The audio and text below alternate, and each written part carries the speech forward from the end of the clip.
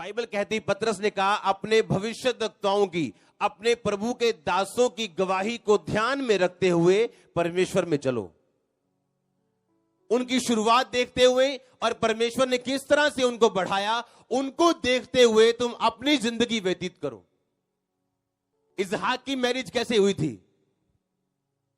Abraham का दास नौकर गया था और इसहाक के लिए एक लड़की लेके आया था जिसका नाम क्या था? रिबका। हाँ या ना? आप जानते हैं, अगर आप क्रिश्चियन हैं और आप अगर लव मैरिज करना चाहते हैं या आप शराब पीना चाहते हैं तो आपको ऊपर से आवाज नहीं आएगी, तुम मत कर। इसहाक की अगर आप लाइफ देखो तो जो चीजें उसने परमेश्वर के वचन में होके की, वहां वो ब्लेस है। कैसे? उसका अब्राहम का नौकर आके बोलते हैं कि इसहाक, ये तेरे पिता ने मुझे भेजा था कि तेरे लिए मैं वाइफ लेके आऊं, पर इस देश की लड़की अन्य जातियों में से नहीं, अपने देश में से मैं परमेश्वर को मानने वाली लेके आऊं। अब मैं ये लड़की लेके आया हूं, ये परमेश्वर की इच्छा है। और बाइबल कहती है इसहाक ने कहा ठीक है, परमेश्वर की इच्छा को मैं स्वीकार करता हूं। और उसने लिखा रिबका को उसने अपनी पत्नी स्वीकार किया। हाँ या ना? पर जब बाइबल कहती, जब याकूब अपने मामा के घर गया तो उसे एक लड़की पसंद आई जिसका नाम क्या था? राहेल। क्या नाम था? राहेल। अब अगर याकूब बुद्धिमान होता, आप जानते कई सफरिंग्स, कई आपके दुख, कई आपके सताव परमेश्वर की ओर से नहीं मिले आपको, वो आपने खुद मोल लिए। बाइबल कहती जब वो गया, क्योंकि याकूब जो था एक इमोशनल इंसान था, इमोशनल था वो। जब वो गया उस कुएं के पास, लिखा वो खड़ा था और उसने पूछा क्या लाबान यही रहता है? क्या लाबान अच्छा है? क्योंकि वो लाबान के घर जाना चाहता था और लोगों ने कहा हाँ लाबान ठीक है, देख उसकी लड़की राहेल अपनी भेड़ों को लेके आ रही है ताकि वो पानी पिला सके। लिखा उसने राहेल को पकड़ा, चूमा और उसे लिपट कर रोया। क्योंकि याकूब क्या था? एक इमोशनल इंसान। परमेश्वर इमोशनल नहीं, वो क्या है?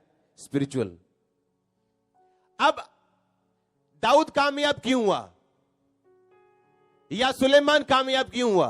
क्योंकि सुलेमान ने अपने बाप की गवाही को ध्यान से देखा था कि मेरा बाप था अपने भाइयों में जो अकेला पवित्रताई में था, बाकी सारे भाई ऐश कर रहे थे, लेकिन दाऊद परमेश्वर की आराधना कर रहा था और परमेश्वर में खड़ा और अड़ा था। और सुलेमान ने अपने बाप की गवाही को ध्यान से देखा था कि मेरे बाप ने किस तरह से परमेश्वर में खड़े होके परमेश्वर की आशीष को लिया, और जो राजा होने की पदवी मेरे बाप के बड़े भाई की थी, परमेश्वर ने उसे नहीं दी, मेरे बाप दाऊद को दी। वैसा ही सुलेमान चलता रहा और परमेश्वर ने अबशालोम को छोड़ दिया। कौन था अबशालोम? अबशालोम भी दाऊद का बेटा था, एक रानी का बेटा था, और उसका नाना क्या था? गशूर का राजा। अब अगर राजा बनाने के लिए सबसे बेस्ट कैंडिडेट चाहिए था तो वो अबशालोम था, क्योंकि नाना राजा था, मां राजकुमारी थी, पता था राजा कैसे बैठते हैं, उठते, कैसे काम करते हैं। लेकिन परमेश्वर ने किसको चुना? सुलेमान को चुना। हाँ या ना? आज कुछ लोग अपने लाइफ में धोखा खा के बैठे अपने बिजनेस पार्टनर से, इसलिए नहीं कि बिजनेस पार्टनर ने उनको धोखा दिया, वो इसलिए धोखा खा के बैठे हैं क्योंकि उन्होंने परमेश्वर को धोखा दिया और धोखा काटा संसार में से। आप भूल जाओ कि आप परमेश्वर को धोखा देंगे और संसार आपसे न्याय करेगा, भूल जाओ। हाँ, आप जो बोते हैं वो काटते हैं। अब याकूब को इस बात का ध्यान रखना चाहिए था कि मेरे फादर की मैरिज कैसे हुई थी। क्या मेरा फादर ढूंढने गया था रिबिका को? हाँ, क्या उसने अपनी आंखों से रिबिका को पसंद किया था? नहीं। अगर आप ध्यान से लाइफ देखें, आप याकूब की और उसके पापा इसहाक की, तो आपको इसहाक की मैरिड लाइफ याकूब की मैरिड लाइफ से 100 गुना ज्यादा ब्लेस नजर आएगी। अब अगर आप स्पिरिचुअल हैं, क्या आप नहीं जानते परमेश्वर ने मेरी जिंदगी में क्या किया? क्या आप नहीं जानते यहां पे परमेश्वर क्या कर रहा है? और फिर भी अगर हम पवित्रताई में ना चले, इतना वचन सुन के भी, इसका मतलब आप भी दूसरे याकूब हैं कि परमेश्वर आपके साथ भी होगा, पर आप साथ साथ अपनी लाइफ में सफर भी करेंगे, क्योंकि आपने अपने शरीर पर अब तक काबू नहीं किया। लिखा राहेल को देख के वो रोया, क्योंकि वो एक इमोशनल इंसान था। अब परमेश्वर गलती करने पर अपने बच्चों को त्यागता तो नहीं, छोड़ता तो नहीं, पर उस गलती के कारण उनको सफरिंग सहनी पड़ती और दुख सहना पड़ता है। इससे परमेश्वर उनको बचाता भी नहीं। अब अगर वो ध्यान से देखता, मेरा फादर जो था वो लड़की ढूंढने नहीं गया था, और बाइबल कहती जब वो राहेल को देखते हैं तो राहेल से प्रेम कर बैठते हैं और उसके पिता को बोलते हैं मैं राहेल के लिए 7 साल तेरी सेवा करूंगा। ए मूर्ख इंसान, क्या तेरे बाप ने एक लड़की के लिए 7 साल क्या 7 महीने भी सेवा की किसी की?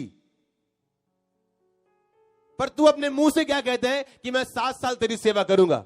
और फिर उसने कहा कि ठीक है, और किसका शादी कर दी? उसकी बड़ी बहन की शादी कर दी। कहता है 7 साल तू और सेवा कर, क्योंकि उसने कमजोरी देख ली कि याकूब के अंदर कमजोरी है। ये लव मैरिज उसकी कमजोरी है, और शैतान आपकी कमजोरियों को फायदा उठा के जो चीज आपको 6 महीने में मिल सकती है 21 साल और 14 साल लगवाता आपकी लाइफ में। अपने फादर लिखा अपने भविष्यवक्ताओं की, परमेश्वर के दासों की गवाही को सुनो और उसको फॉलो करो, उसने कहा, क्योंकि वो आपके लिए परमेश्वर ने बनाई है। आमीन। 14 साल उसने लड़कियों के लिए सेवा की, और अभी भी लाबान 7 साल और उसको फंसाना चाहता था वहां पे। मिरेकल हुए याकूब की लाइफ में, परमेश्वर ने उसे छुड़ाया, उसे दर्शन दिए, भेड़ बकरियों वाला मिरेकल उसकी लाइफ में किया कि जब वो चितकबरे बच्चे चाहता था चितकबरे होते थे, काले चाहता था काले होते थे, व्हाइट चाहता था व्हाइट होते थे। मिरेकल किया, पर उसके कारण कि वो इमोशनल था और अपने इमोशंस को फॉलो करता था, उसको अपनी लाइफ में दुख भी झेलने पड़े। हालेलुया। आपको यह ध्यान रखना है कि जो ग्रेस आपको मिली है आप उसको गाली नहीं दे सकते। आईएएस इंस्टीट्यूट में था सोफिया में, और मैंने स्टूडेंट्स को बताया कि आपको क्या लगता है। मैंने कहा जब नोटबंदी हुई तो चर्च के पास अपनी जमीन नहीं थी कि हम पार्किंग लगा सकें, क्योंकि इतना पैसा नहीं होता चर्च के पास कि हम पार्किंग की जगह भी खरीद लें। लेकिन जब नोटबंदी हुई तो लोगों के पास पैसा नहीं था, बैंक पैसा नहीं दे रहे थे। जिन्होंने शादियां रखी थी अब बहुत अमीर है लेकिन पैसा नहीं, लेकिन चर्च के पास था। क्यों? क्योंकि हर संडे आता था। थोड़े में भी वो अपनी जमीन दे गए कि अभी थोड़े दे दो, बाकी पैसे, जमीन पूरे पैसों के लिए, पर बाकी पैसे आप बाद में देना। आमीन। अगर आप स्पिरिचुअल हैं तो आपको यह समझना चाहिए मेरे आसपास जो हो रहा है वो क्यों हो रहा है। कि बाप के पास लाखों भेड़े मौजूद हैं और बेटा जंगलों में जा रहा है शिकार खेलने के लिए, टाइम वेस्टर। और परमेश्वर ने कहा मैंने इसको अप्रिय जाना। याकूब को मालूम है कि मेरे बाप ने मेहनत नहीं की ये सब कामों के लिए, कि मेरे धर्म और राज्य की खोज कर, सब वस्तुएं तेरे पीछे पड़ के अपने आप आएंगी तेरे पास। तो मेरे बाप ने इन चीजों के लिए मेहनत नहीं की। वो शाम को ध्यान करने के लिए मैदान में जाता था, मैं भी प्रभु की ओर ध्यान लगाऊंगा और परमेश्वर मेरा इंतजाम करेगा। पर बाइबल कहती है उसने अपनी आंखों की बात को सुना और 14 साल उस घर में सेवा करता रहा जहां उसकी अपनी सेवा होनी चाहिए थी, पर वो सेवा करता रहा। कुछ चीजें, कुछ डिसीजन आप लेते हो और परमेश्वर आपको मना नहीं करता, पर आपको उसका असर भी अपनी लाइफ में नजर आता है। परमेश्वर आपको छोड़ता या त्यागता तो नहीं है, पर आपको सफरिंग्स में से गुजरना पड़ता है। हालेलुया। जो चीजें आपको महान बनाती है वो क्या है? छोटी, पर है क्या? बड़ी। कि क्या आपको नहीं पता आपके फादर की टेस्टिमनी क्या है? क्या आपके स्पिरिचुअल मेंटर की टेस्टिमनी क्या है? तो उसकी टेस्टिमनी को क्यों नहीं फॉलो किया जाए और अपनी लाइफ में वो ब्लेसिंग्स हासिल की जाए? आमीन। और ये पॉसिबल था। सुलेमान ने किया ऐसा, अपने बाप की तरह चला वो और अपने बाप की तरह बना वो। बाकी भाई नहीं बन सके, अबशालोम नहीं बन सका, किसी को ताकत पे भरोसा था, कोई पाप में था, कोई केयरलेस था अपनी लाइफ में।